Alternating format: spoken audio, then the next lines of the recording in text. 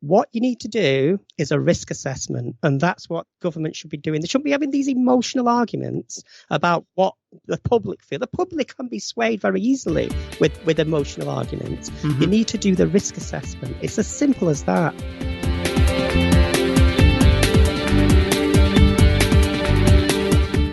This is Here's How, Ireland's political, social and current affairs podcast, presented by William Campbell. Thank you for downloading episode 157 for the 18th of May 2023. William, how long were you going on for? We went on for a long time. I was talking to Frida Wallace, I think for nearly 2 hours. That's just much too long to put into one podcast. So I think what we're going to do is to put half of the interview, the first half of the interview, in the podcast today as normal, and then just tomorrow release a second podcast. They're both working out as pretty much full-length podcasts, and we put the second one up, which is the second half of the interview with Frida Wallace tomorrow. So I think, Kevin, you get to do the rant today, is that right? Yeah, that's correct, William. Gotta get into my best ranting voice. Okay, let's hear it. I want to comment on a rant that was previously posted on this podcast. The rant in question was posted with episode 120, Levelling the Field, and the topic was minimum unit alcohol pricing, or MUP. MUP, long-term listeners may recall, prohibits the selling of an alcoholic beverage below a price determined by the alcohol content of the beverage. To recap, by my reading, William made three arguments. First, that the MUP policy is motivated by a desire to advantage pubs over off-licence competitors. Second, that demand for alcohol is inelastic and therefore this measure is unlikely to be an effective measure for reducing alcohol consumption. Third, and relatedly, that higher prices may paradoxically lead to increased consumption. Therefore, it was concluded that MUP should not be perceived as a public health measure. Supporting evidence is presented by pointing out that page 26 of the 2011 Fine Gael General Election Manifesto says that below-cost alcohol sales will be banned to support the viability of pubs. Further, it was noted that Ireland has both high alcohol consumption and high alcohol prices, so the correlation is not there to support price increases as a preventative measure. Finally, marketing strategies from other industries, like the diamond trade, were identified as positive examples of an industry conspiring to increase the price of a product to increase its perceived importance. First, I think we shouldn't dismiss MUP as a public health measure without presenting what public health professionals think of it. There is peer-reviewed academic literature which describes how an advocacy coalition called Alcohol Health Alliance Ireland was formed by the public health community specifically to secure the enactment of the 2015 Public Health Alcohol Bill, which contains MUP alongside other provisions. The bill was informed by an alcohol steering group, co-chaired by Tony Houlihan, that recommended restrictions on price and other measures based on the international best practice evidence. By the way, the coalition was imposed by an industry group, and Diageo are alleged to have threatened to reduce operations in Ireland over the policy. This is one reason why I'm not worried that this measure serves the interests of the pub lobby or is part of a scheme to increase the sales of alcohol. It also needs to be said that a ban on below-cost sales would mean that retailers are not allowed to sell an alcohol product at a price that is less than the cost of its manufacture. Retailers sometimes do this for strategic reasons to undercut and drive out competitors. The policy that was proposed in the 2011 Fine Gael manifesto is different to the MUP measure that was introduced in the bill that became the 2018 Public Health Alcohol Act. Another reason that I'm not concerned is that all available evidence suggests that the policy will be effective. The World Health Organization's draft Global Alcohol Action Plan endorses pricing policies to control consumption, and a brand new study in The Lancet has found that Scotland's MUP policies are associated with reductions in deaths and hospitalisation. Scotland's lessons, by the way, are the most relevant for what is possible changing Ireland's drinking culture. As Professor Frank Murray of the RCPI has pointed out, we can't easily compare ourselves to the sunny beaches of the Mediterranean, as was suggested in episode 120, because the context is just too different.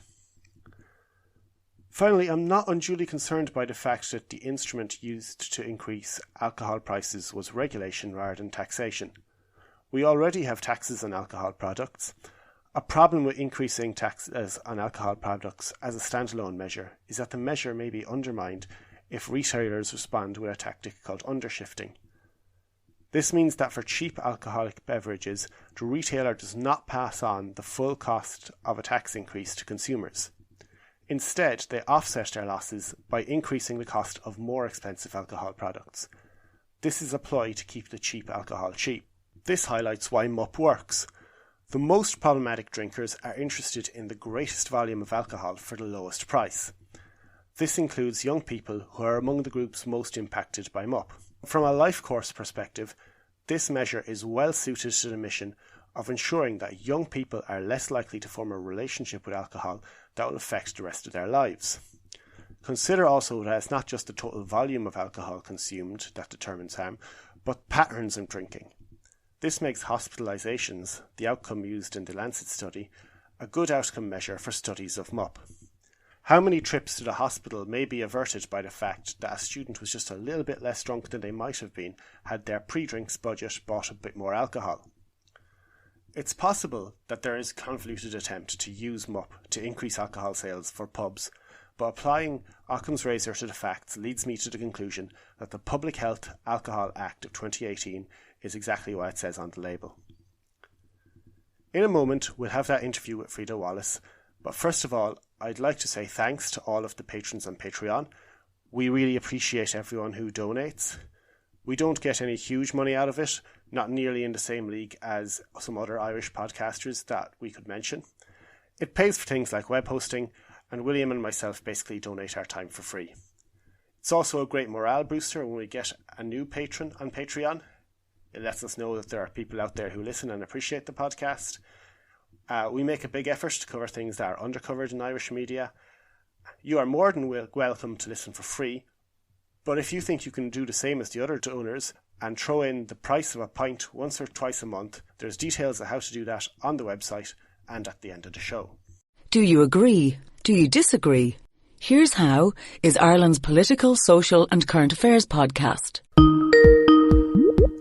On the last podcast, I was talking to Graham Linehan, the creator of Father Ted and other TV shows, who has taken a strident interest in women's rights and how he sees them as under threat from the trans rights movement. That led to a huge reaction on Twitter, including comments to the effect that I wasn't willing to put any trans people on the podcast, which wasn't true, but I mentioned that I had made many attempts to get various prominent trans people and speakers from trans organisations onto the podcast to no avail, and very bravely there stepped forward Frida Wallace, who said she'd be happy to come on the podcast. So I'm delighted to have her on the podcast now. She is the co-host of the Gender Nebulous podcast. She's a media facilitator and a trans rights advocate and a volunteer with the LGBT Foundation in Manchester. Frida, a huge focus has developed on the trans issue in the past few years. How do trans people feel about this whole hullabaloo? Well, hello, William. It seems to have escalated. Like, the media interest in us used to be kind of peripheral, and it was more of a fascination, really. Yeah, sometimes you'd see a program about trans people on Channel 4, or it'd be more of a sort of curiosity, kind of look into their lives, and it was never in a bad faith. It was always just celebratory. It seemed like they wanted to include us genuinely in the conversation about LGBTQ rights, because we are part of that community. Trans people tend to grow up in those communities, so we understand what it's like to be marginalised. So we tend to stick together. But in the media in recent years, there's always been people that don't like us. Let's not mess about. We always know that there's always going to be people, for whatever reason, don't like trans, don't like gay people, don't like whatever it is. But it seems to have been ramped up really, really unnecessarily and brutally in the last, say, 6 years. I can chart it from there. But I only got interested in this recently because I came out about 3 years ago, and I'd been active on the gay scene. I'd been a bit of a drag queen for a bit, but I didn't see the vitriol and the kind of people that really didn't, they use social media like a weapon, basically, to attack trans people. Now, there's that side of it, because you're, like I said, on social media, on Twitter, you're always going to get extreme points of view, because people, when they're masked, when they're behind a keyboard, they tend to say things that they wouldn't normally say in real life. Mm-hmm. But it's the politicization of us that's changed. Now, in recent years, you've had the gender recognition reform in Scotland, and you've had a push for more trans inclusivity in events and on TV. And coupled with that, I think it goes back to the kind of, because we've got a very ultra conservative government at the moment that seem to be led by lobby groups. Mm-hmm. You mean in the UK? I'll get into that later, but that's the kind of top and bottom of it as far as I'm concerned at the moment. Okay. I want to say, just in this, I'm at a bit of a loss for the vocabulary. I know that a lot of people use the terms like pro and anti-trans, and I know you describe yourself as a trans rights advocate, and I would, see myself in that camp, being pro-trans. I don't think, I think the phrase trans rights are human rights, that's what I would identify with. I don't think anybody should have any more or less rights because they are or are not trans. And despite that, I got labelled as a bigot and a Nazi and a whole load of other things for just speaking to someone who might have a different point of view. And I don't really accept that pro and anti vocabulary, but I think in this podcast we'll just have to use it just for brevity. So I just want to kind of put an asterisk beside it to say that I'm not exactly endorsing that. And I know that trans people are not a monolith. There are, not all trans people agree with what you might call the orthodox precepts of the trans rights movement, and all people taking part in, what I might say are the more problematic aspects of the trans rights movement are not trans. I'd actually guess that a large majority of them are not trans. But notwithstanding all of that, and there are, of course, as you mentioned, evil and bigoted people out there. But would you agree that there are also people who are anti-trans in that way that I describe it? And even if you disagree with them, would you agree that there are people there who believe that, who disagree with you, but are also entirely honourable and are motivated only by a concern for their fellow human beings? Yeah, I think you're right. There are people that are like, I meet people all the time that can ask me about my identity, because when you're trans, it's a bit different than being gay or a lesbian. I mean, for a start, you become like a visual protest, even if you don't want to be. There's something physically different and visibly, you're visible as the thing you are. So it's a bit like, when people talk about hate crimes, people get attacked because they look different, and it's not necessarily because their sexuality. It's just usually, when people are attacked, it's because somebody's found something they think is a weakness. I understand that, and we'll come to that, but I just focus for a moment on the point that, and I think you said you do agree that there are people on the other side to you who are operating entirely in good faith. Mm-hmm. You would agree with that? Oh, okay. That's fair enough. And to be fair, in that whole hullabaloo on Twitter, you were certainly on the far more sane and moderate and considered voices in that. And I would say thank you for that. I would just add to that, there's not sides to this. There's not like a trans side and an anti-trans side. There are just trans people. And sometimes you might notice in the media, somebody put something forward, said, I don't think trans women should be in women's prisons. No, that's a valid concern. That's a real, but it's not a problem for most. That's a problem for the prison service. And the way trans people see that is obviously that you've never talked about trans people before. You never mentioned us. So why are you mentioning us now? Okay, I'll get to those topics, and we have an open-ended thing. I won't put a guillotine on this, so I will get to that. But one thing, just trying to keep this kind of thematically a little bit organised, that was very, very striking from the reaction to that podcast, and not just then, anywhere this discussion crops up, is that people from what I might call, and the phrase is not all that helpful, but we know what we mean, the pro-trans side, can be very, very notable in their hostility and their aggression in their language. And, people, as you say, once they're hiding behind a keyboard, can say things they wouldn't normally say. But very frequently what I see is that the meaning, however harsh or not the words are, the meaning of the words are not, I disagree with you, therefore you're wrong. They're saying you're wrong and therefore you're an inherently bad person. So there isn't so much an attack on the idea as on the person. They're playing the man and not the ball, as they might say in GAA circles here. And that disagreeing with them doesn't make you incorrect so much as it makes you evil. That doesn't promote understanding, really, does it? I think when it comes to, I think we're talking about online things. Yeah, really, yeah, sure. Here? I mean, it goes into traditional media as well when you get this discussion, but it's largely online. But sure, isn't everybody? So you've got a section of society that feel traumatized. You've got young trans people that can't get the healthcare they want. They don't know. They might be in a family where their mum and dad don't understand them. They need to run away from that family. And young people congregate on social media to connect because they feel lonely. Now, if you're in one of those, you've had that in your real life. Your brothers and sisters might disown you. Your actual family might hate you. And when you go into an online space and find out very powerful people with lots of money are also saying the same thing as your family, then you're going to be angry. You're not going to see them as a three-dimensional being that might have genuine concerns.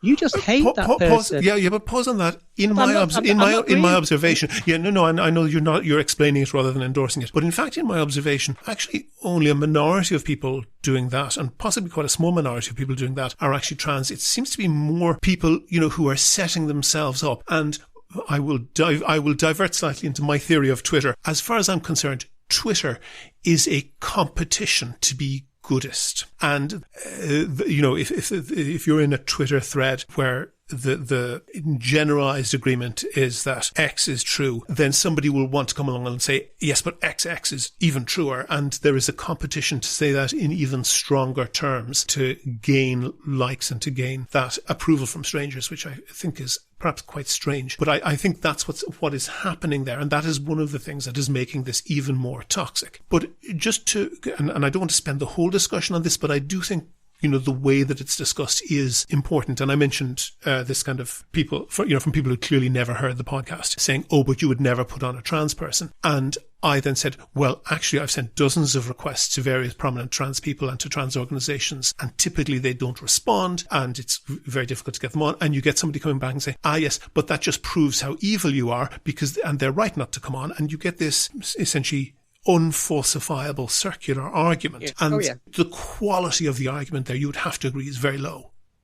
Oh, it's terrible. And you see, this is one of the things that people that hate us use against us, because there are angry people out there who've got, they present themselves as trans. You don't know them. A lot of them are anonymous on Twitter, but we don't know.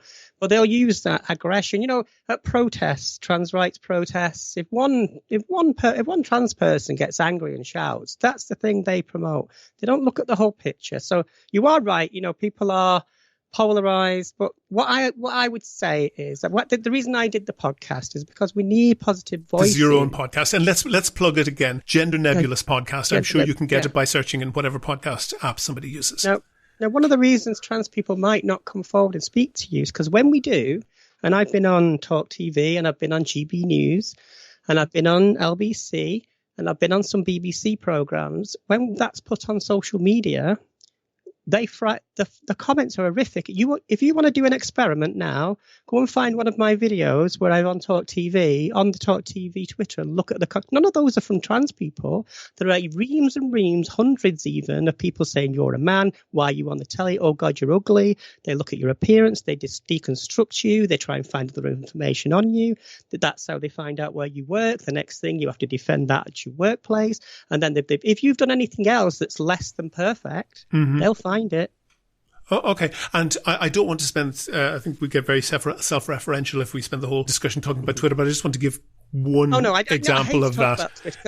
I'm going to give one example of that. I'm going to give one example of that and move on. And this, I'll give it verbatim. So it's under my post about the podcast. Person writes, referring to Graham Lennon, he's disgusting. So not going for the argument, going for the person. He's disgusting. The language then says the language he uses is grotesque. The way he demands his voice should be heard over all women. It's hard to think of any other cultural figure from my youth that I've lost all respect for and compassion for. And then goes on to say, just to be clear, I will not be listening to the podcast. And I replied to this person that they might actually be better off to hold their fire until they had listened to the podcast and bow out of the conversation if they didn't want to listen to the podcast, which they're free not to do. And then this person did the thing, where you take a screenshot of a tweet instead of actually quoting it. I think that's supposed to show disapproval. It's like the Twitter equivalent of wearing rubber gloves to touch something.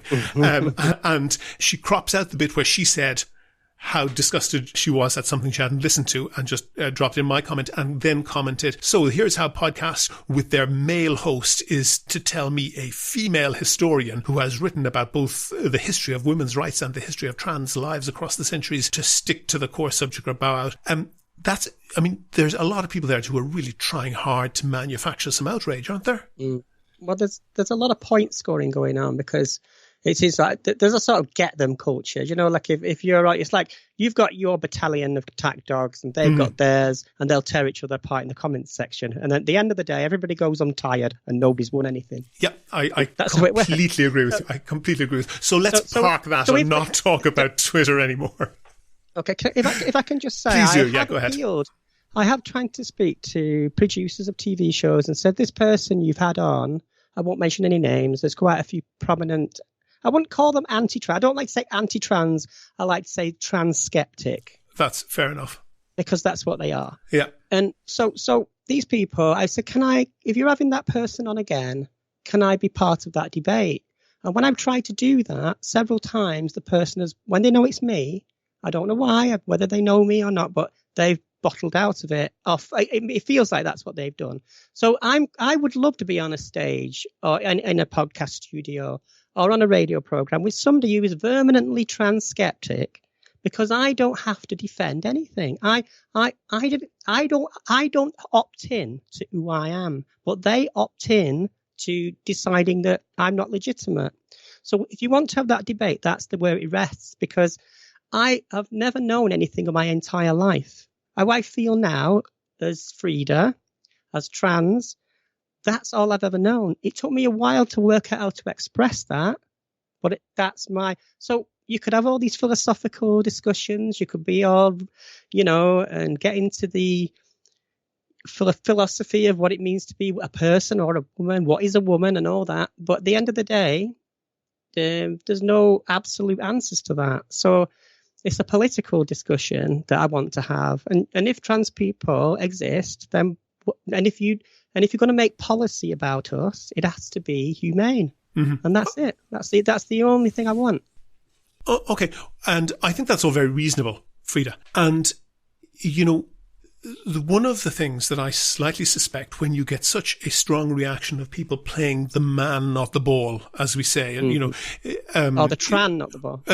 Also possible, is that you slightly suspect that maybe they're not entirely comfortable with the grounds that they're arguing on, and they're trying to divert from the, from the subject, which I think they might be weaker on. And there are, in my view, Can I just add something go ahead. to that? Yeah, go ahead. Because what you're describing there is perfectly fine, but you've got to remember that trans people are not the authority on their own condition, on their own psychology. That's the preserve of psychologists and people that have studied the trans experience. As from a scientific point of view, trans people don't necessarily know what's going on with them. They're insecure. They're frightened. They may be depressed. Okay. They're not the best people to always ask, why are you trans? Okay. Nevertheless, there is like an accepted orthodox trans view that might be promoted by Stonewall in the UK, by Tenny in Ireland. And it seems to me, and I'm going to ask you because you're the person I have here to ask. I'm not asking you in a tone that suggests that you are responsible for it, but I'll ask you since I can. There seems to be what seemed to me to be some errors, some inconsistencies, some logical fallacies in that whole position, and that one of the effects of that very poor quality of debate is that those errors, those inconsistencies never get ironed out. So, and I find that very frustrating, and that's one reason why I wanted to cover this on the podcast, to try and see what I perceive as an error or an inconsistency. Can somebody answer that, or can somebody accept that? And just in terms of basic factual error, if you Google the words completely reversible, just those two words, nothing else. If you Google those two words, you get a Google autofill of puberty blockers. And puberty blockers are drugs that were developed for other uses, but have been used in recent years, particularly in the past 5 or 6 years, for prepubescent children who have been identified as trans in order to prevent them from going through what is seen as the wrong puberty. Yeah, I know that. Yeah, I know the okay, condition. yeah, exactly. But not all the listeners may not be as fully up to speed in it, so I want to make sure I give that background. The problem is that these drugs are emphatically not, the use of them is emphatically not established to be completely reversible. Mm-hmm. And we talked previously on the podcast to Aoife Galler, who kind of spoke about the danger of taking a single source, which could be somebody on TikTok with 7 followers, or, talking, a 15-year-old talking into their phone. And I think that's a very valid thing to say. So I'm trying to only look at sources that are very, very well established and all over the place, including in GCN, Gay Community News, which would be the primary LGBT publication in Ireland, stating as fact that puberty blockers given to children to prevent them going through puberty at the age it would normally be expected, stating as fact that they are completely reversible. That's over literally thousands of websites, so much so that Google has detected that there is a strong association between the phrase completely reversible and puberty blockers. GCN, as I say, have stated that as fact. And I note that actually 6 years ago at this stage, I spoke to then Senator Gillian Van Turnhout on this podcast. And I think perhaps we were both a bit confused, but I'm just going to play a clip of what we said then. So you can get hormone treatment. Obviously, that would go to an endocrinologist, would have to, so you've quite a number of medical hoops to do to get the hormone treatment. If, let's say, the child then reaches 18 and actually says, you know what, I'm not so sure, and stopped taking that hormone treatment, it will have no long-term effect. It washes out of the system quite quickly.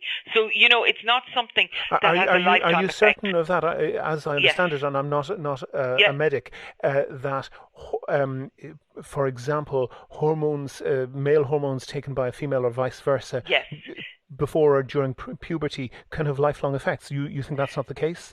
No, I have, because I checked this. That is not the case.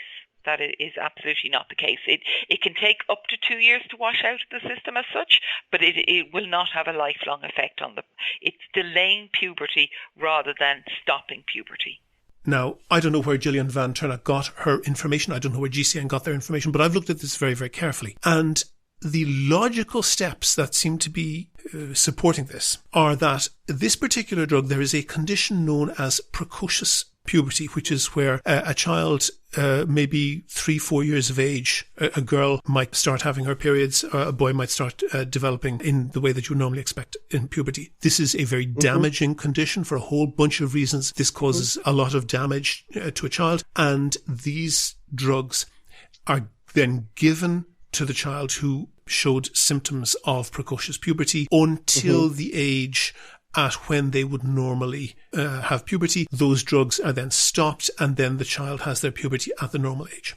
And that's an accepted treatment. Those drugs are now vastly more than they have ever been used for anything else, are being given off label, that's to say without having gone through the normal testing, but just a doctor signing off that this should happen, to people to prevent them from having their puberty at the age 10, 11, 12, 13, that sort of age that you would normally expect. And it seems to me that this whole, and it is a mantra, this thing has been repeated so many times, that this is completely reversible, is just based on the fact that when children, toddlers who suffer from precocious puberty then have that treatment withdrawn, they go through normal puberty, and that is essentially normally a successful treatment. But puberty happens in parallel with a whole bunch of other things, including body development, skeletal development, brain development, and so forth. And I don't want to use language that talks about should happen, but in developmental terms, in biological terms, those skeletal developments, brain developments, and so forth should happen in parallel with puberty. That's one of the reasons why precocious puberty is quite a damaging condition. And there isn't a shred of evidence to say that it is safe for those non-puberty developments that happen during puberty, skeletal development, brain development, and so forth. There isn't a shred of evidence to say that that is safe to go ahead while the sexual element of puberty is being delayed artificially with drugs. there is evidence which doesn't rise to the level of scientific or medical proof, but it is indicative evidence that this can affect brain development, and there is very strong indicative evidence that this is causing loss of bone density, which would essentially mean somebody having osteoporosis, being at very high risk of breaking bones. Frida, the thing I'm worried about there is that people are being told in great numbers something that is just plain false. There's no debating that that's untrue. Isn't that the case? Well, you just said a lot of things there. Yeah. A lot of things. You've covered a lot of things. Now, to get it down, that the phrase saying puberty blockers, for trans is completely reversible. Yeah. In a word, that is untrue. I was just saying that you said a lot. Sure. Yeah. Yes. Right. So if I can just breach you on those points. Go right ahead. So you started out by saying, when I Google this, the first thing that comes up is that, well, the thing is, when you Google puberty reversible, that's been searched for many, many times, and algorithmically, that's what you're going to get. You're going to get things that tell you about. If you do a quick Google search for me now with a simple word trans, you'll get a lot of Daily Mail articles. Yes. You'll get a lot of right-wing news. There's very, very few. You count the number of. You might get 2 positive trans stories in about 1,000 negative, and then one of the negative ones is always about trans children. Now, we should always be. We should always do the best thing for children. Obviously, that's without question. Now, when a child comes to their parents, possibly, or perhaps their guardian or teachers, and says, "I feel like I'm depressed and I'm questioning my gender," whatever. I don't know a child would express that at the moment. I don't think people see things online, or they might say, "I've seen this thing online. I think that relates to me." If that child, I mean, I don't know what age I'm imagining here, probably a child, maybe the youngest I would imagine that would be about 6 or 7. And if that 6 or 7-year-old child now went to a gender clinic, they'd have to wait 5 years, even before seen by a psychiatrist. That's where we're at. So when you're talking about children and puberty blockers in the UK, especially, it's not happening. You'd have to wait till you're 17 years old. Maybe if you went private, if you had enough money, you could pay a doctor a private psychiatrist, all that. You could always get that, but realistically, it's not happening. And also, if you want to talk about medical intervention with children, when you say puberty blockers are irreversible or reversible, a lot of medications have irreversible effects, including contraception. So when that's absolutely true. But and I'm not, because neither you nor I, as far as I know, are medical doctors, and I don't think we should debate something outside our lane. But unarguably, the claim made by very prominent and very notable people on that, what we have agreed is a problematically referred to as the pro-trans side, is unarguably false. It's not debatable. It's unarguably false. I disagree. All things can have side effects, and all things can have. That's not a side effect. They are making a claim that it is completely reversible, and that claim is untrue. Right. So you are of the opinion that no trans person under the age of what should get treatment? No, I'm not under of any of those opinions, I'm not a medic and I'm not a psychiatrist, and I don't intrude into that. What sort of age you think would be appropriate for puberty blockers? I am not a psychiatrist and I'm not a doctor, and I'm not qualified to make a comment on that. So, but when other people who are not qualified to make a comment make very strident and very certain claims, I'm certainly qualified to say, hang on a second, the claim that you're making is untrue, and here is why it is untrue. I can't see much evidence of that, because when I've Googled that, what you've just said, I've got lots of stories about the Tavistock. I've got people that have written there's been an orchestrated campaign against the Tavistock. I know there were so many problems with that place, and mainly because it was underfunded. They destroyed it by underfunding it, and people took their eyes off the ball. And then they claimed that people wanted to sue them. No, none of the service users sued the Tavistock. That was an apocryphal story by the Express. Oh, okay, I understand, but I want to stay sharply focused, because I think it's better for you that we kind of deal with one thing at a time. It is, as in my clip from the former senator, I have an article on GCN, Gay Community News, which is the leading LGBT publication in Ireland, stating as fact something which is emphatically not a fact. Well, I would say in a medical situation, nothing is absolutely fact. Everything which is why they should not say that. Yeah, well, I agree with that, because if you're researching to find things out. And if you say this is a fact, well, it doesn't mean we don't help those children. No, absolutely not. Absolutely not. I agree with that. But that is a slightly separate issue, which I'm happy to come on to. But I want to try and keep our focus quite sharp. But go ahead in what you were saying. I think it would be naive to suggest that within this debate that one of the main key points is about children. Now, we know that the people who are vehemently kind of trans skeptic don't want trans children, but it's a kind of shoe-in issue, because a lot of the public will say, "Oh my God, no, they're trans in what they're doing to the children." And it's something that people politically has been used a lot. So we'd be naive to deny that. Yeah, and to an extent, no, hold on for a second, Frida. To an extent, there is a Maud Flanders type reaction of, somebody think of the children going on here. And that's absolutely true. But I have, as you heard in my previous podcast and on other occasions, challenged people who disagree with you on the points that you focus on. But I don't have them here now, but I do have you here, which is why I'm asking you that. That's not to undermine the validity of what you're saying, but I want to focus. I keep my focus fairly narrow. Go ahead. I'm sorry, I've been interrupting. The reason I want to interrupt you is because, like I said, this is a talking point that's used and weaponized by the tabloid media, and I'm not an expert in this. So now I can only talk about it like this. Now, I don't have children, but if I had a child and my child said to me, "I think I might be questioning my gender," I say, "That's fine. We all do." But we'll have that conversation, and as a parent, the first thing you should think really is, well, is this affecting their mental health? Is this, and then you have to go through all that. You have to see a psychiatrist. You have to go. It's not I'm just trying to convey to you how difficult the process is. That's if you have a parent that understands you. That's if you have a parent that loves you enough to say, "Okay, we'll see a psychiatrist." Because that happened to me when I was a child. I was 17 when I first started questioning my gender, and there was no real gender clinic there for me. I had to go to a child psychiatrist, and I was scared of this child psychiatrist because of the way he spoke to me. Now, that's my individual experience. That put me off seeking help for 30 years. Mm-hmm. Okay. Oh, that's clearly tragic. I don't want to personalize it to you very much. I can only talk about this because I've got a dog in the fight. So I can only talk about this from a personal point of view. When you're talking to me about, shall we look at puberty blockers? I've not looked at those studies, but I understand. Frida, but I just want to refine that slightly because I'm not. Because neither of us are qualified to talk about the pros and cons of puberty blockers. I'm talking about a comment that is made on people. The child at heart.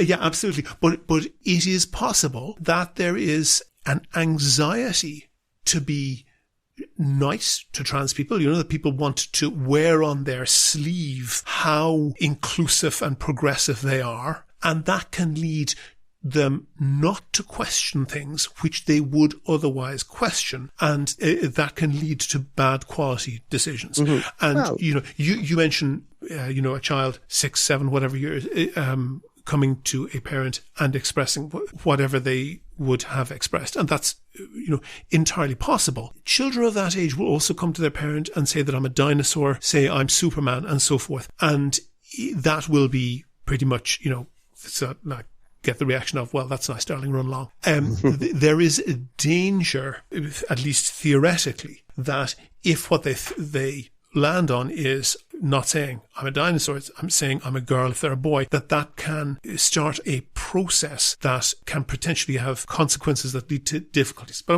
want to park that for a little bit, because I just thought that was a good example of an error. But go ahead, yes, and then I'll go to the next question. If I could ask you a question there. I'm the interviewer, but I will indulge you. Go ahead. So you were saying that people just kind of be polite or they want to be inclusive, but then you talked about the child again. So imagine most schools, I've not been at school for a long time, but they're quite brutal. Yeah. It's not easy to be different at school. Yes. You know, and this idea that it's easy to come out as trans or approach anybody, and I've never said that, although some people have said that. That's nonsense. Happen, I agree. William. It doesn't happen. I would say to you, I agree with you on that, Frida. I agree with you on that, which is why I'm not asking that question. There's probably a very long list of things that you and I both agree on, and we'd have a terribly boring podcast if I only asked those things, which is why I'm kind of focusing on the things that I suspect you might disagree on, or there's a bit of tension at least in it. Let me ask you then to move away from something that's like an absolute fact to something that seems to me to be a logical or a cognitive failure. And in this country, we have the IRFU, which is the governing body for rugby. And rugby occupies, I think, a fairly similar space in Ireland compared to in Britain, that it's kind of slightly posh sport, but also there's a fair amount of just, people playing a game or whatever. The IRFU, and for some years, quite some time, there's been also women's rugby. And the issue arose of trans women, which, for clarity, are people who are born men who then transition either socially or medically or surgically or some combination of the three to be women and present as women. The issue arose of trans women, not very many of them, playing rugby on women's teams. And the IRFU invested quite a lot of resources in studying this and taking expert advice. And they came up with a policy, and the policy essentially was to say that trans women were welcome to take part in women's rugby in coaching, in tag rugby, whereby touch rugby, whereby, you don't do these full body tackles, but in contact rugby, which is a very significantly physical sport, they said the evidence was that there was an unacceptable level of risk here. And they said that trans women could not take part in contact rugby, full contact rugby with women. There was an enormous hullabaloo over this in Ireland.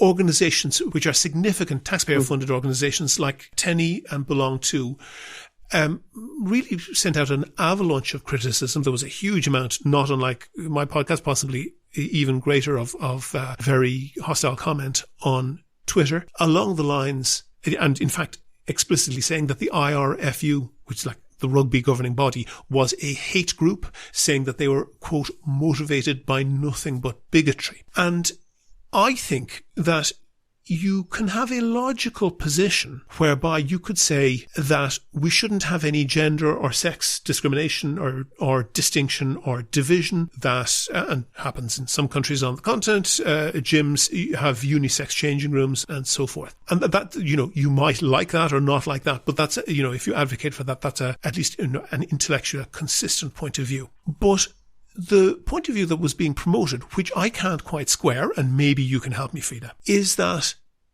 the rugby should be divided by gender, that's to say, gender expression, including trans women in women's teams, and not by sex, that is to say, what biological sex you are. And saying in really strident terms, and I don't want to repeat them, but this was not pleasant language, saying that the IRFU and anybody else who advocated for dividing rugby on sex lines were evil, bigoted people. And I can see how if you have a, public accommodation that is divided along gender lines, for example, a women's knitting circle or a men's card club, it seems fairly obvious that that division is rooted in gender. And if you want to divide that on a gender basis, that's fine. But where the rationale for the division is rooted in sex, I can't see why anybody has a problem with the division being by sex. And why is it that dividing by gender is okay and by sex is not? And I think it strikes me that nobody in that pro-trans movement has just sat down and thought that through. Do you have an answer for that? Well, first of all, when it comes to sports, the sports most people play, the sports most people are involved in, and I would say most people listening to this, if they're involved in these sports, are not about biology, they're about community. And it's about mental health as well as physical health. And it's about, having a club and being a part of something lovely. And now you're talking about professional sports where no, amateur rugby. Well, but still rugby. In that case, you would have to ask the women. If there's a trans woman present, they must be friends. They must get on fine. So is it the biology of that person? If they were suddenly winning everything or be causing a problem because they were knocking women over, or if they were causing more injuries, because that's not a problem because they're trans. It's because they're just bigger. So if you want to look at it in that sense. Now, the reason I mentioned but there is an association between sex and size. It's not perfect, and it's not not complete, but there is a strong association there, and that's why that division exists. Right. So, do you know how many trans, even amateur rugby players there are? I mean, it's very small, but there are about 5 that I can think of. Okay, no, but deal with the core point that people are saying that it's okay and actually lauding making a division per gender and saying that a division per sex is downright evil, and I just don't see any rationale to that. Why is one superior to the other?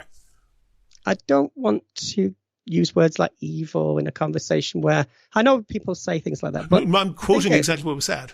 But go ahead. I don't think most people feel like that. I think what happens is they might see an instance with Leah Thomas, the swimmer, and that's a competition which swimming is there's so many variables in why people win things. It's not just about brute strength or being male or being female, but sports have always been divided up traditionally on sex, and this is why you get these kind of disparities. Now, it comes down to disparity and parity. So, if you were to look at sport overall, and if you were to look at female football. And then, I don't know if you saw the 2019 Women's World Cup. I'm missing the sport, Gene, but go on anyway. But I love women's football. I love the Lionesses because I think what they do is uplift. This is the English women's football team. Yeah. Yeah. I know that much. I have just exhausted my entire sports knowledge. By the way, go on. I'll come back to that point in a minute. But within the women's FIFA World Cup, you had players.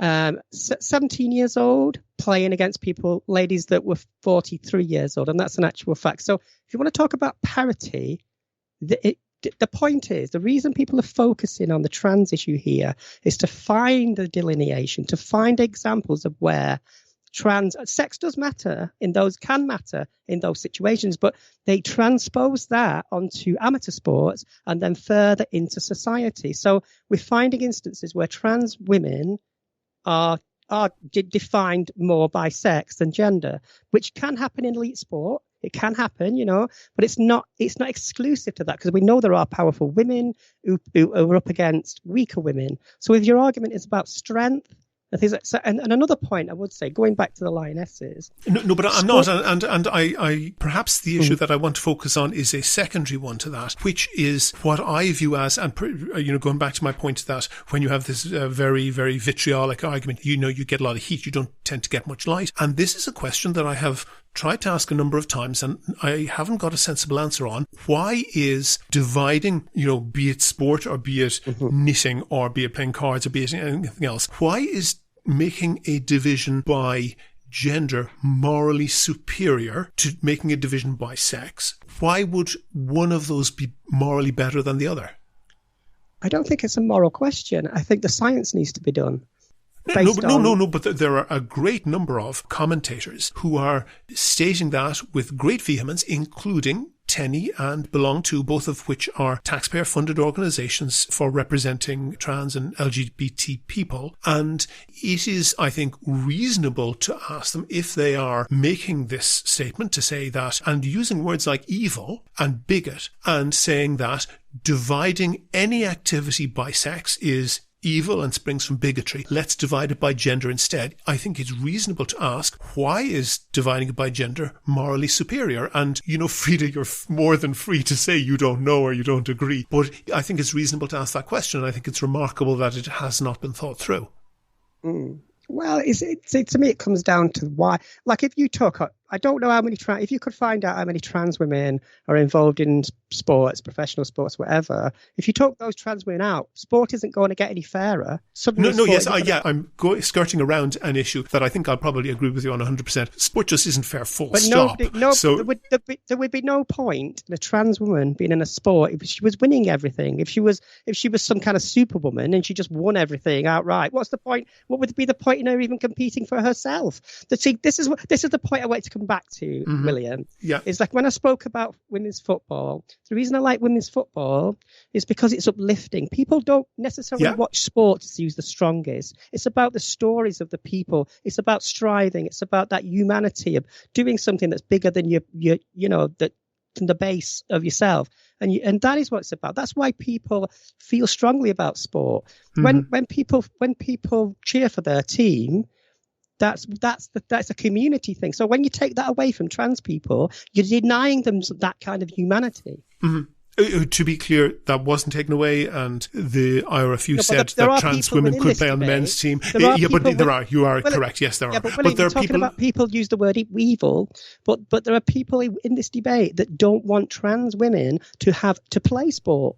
Yeah, I agree. And there are people who use that and have said explicitly that they're using that issue as a wedge issue to try to divide their enemies. Everything you've mentioned so far is to do with making trans women seem like a problem to society. There might be but Frida, there is a refinement to that I think that what I think we both agree is an often very poor level of engagement with the actual issues on the part of what is being called the pro-trans side means that genuine issues don't get thrashed out and don't get resolved, and people who have ill intent can point at that and say, see, those people, those pro-trans people are all hypocrites, and they can point to genuinely incorrect things being said and genuinely irrational arguments being made and say, see, by contrast, that proves how rational and correct we are. And I think it ill serves. I don't think any of this is rational. I don't think many people are either. When you think about it as sides, that isn't rational anyway. I agree. I completely agree. But that is the paradigm we're in, and we can't necessarily escape that. So if I could just say again, like when you talk about these issues, sports, you talked about prisons, you can talk about single-sex spaces. These arguments have become sort of popularized, I would say, by people that really hate trans people. Now, that doesn't mean we shouldn't have those discussions. It means they can't come from them. They must come from policymakers. Yes, but when you get people who set themselves up as trans rights advocates, not necessarily, not including you on that, who say that anyone who says anything about trans women in women's prisons is necessarily an evil bigot, and by necessity, because they are an evil person, and we know they're an evil person because they're talking about this, and they are therefore necessarily wrong, and therefore I won't answer their arguments. That's the difficulty that I think we run into there. It is. But if I could just add something to that. Yeah. So when we have these arguments, it takes away the humanity of things. I agree. Do you believe these arguments help women?